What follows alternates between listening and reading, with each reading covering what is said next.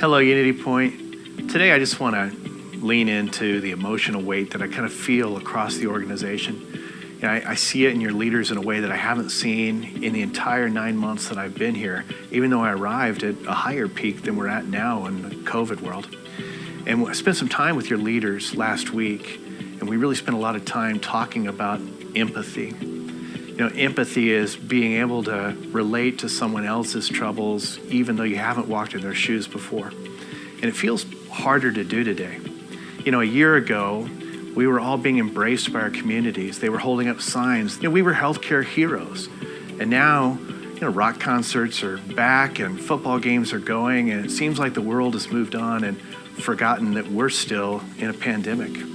So in times like these, when stresses are real and physical as we deal with staff vacancies and high volumes, and they're emotional as we deal with 20 months of pent-up stress, even the smallest things can set us off. And it's not really the trigger in the moment that caused the emotional reaction from your colleague or yourself, but it's all of this pent-up weight we've been carrying along. And that's why reminding ourselves to have empathy at this point in time, to give grace to our colleagues, our coworkers, our patients, their families, to just ascribe best intentions to people and overlook some of our uglies is so important at a time like this. So personally, what I do in times like this is I look for the bright lights. I look for the good news. And there is some good news on the horizon. In Incident Command last week, our analytics team shared that COVID actually has peaked in early September across the United States. And I know you haven't felt it yet here because our census has really plateaued. But if you look at what's actually coming from inside our primary service areas across all 3 states, we have already started to decline in Illinois, Iowa, and Wisconsin.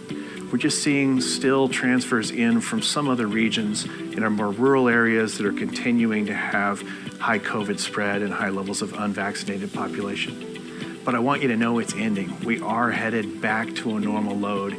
It won't hang on forever, and there is light at the end of the tunnel. So my charge to you is really give some grace, practice empathy, realize that whatever reactions you're experiencing from family members or patients or your coworkers are really not what just happened in the last 10 minutes, but what's been happening in the last 20 months.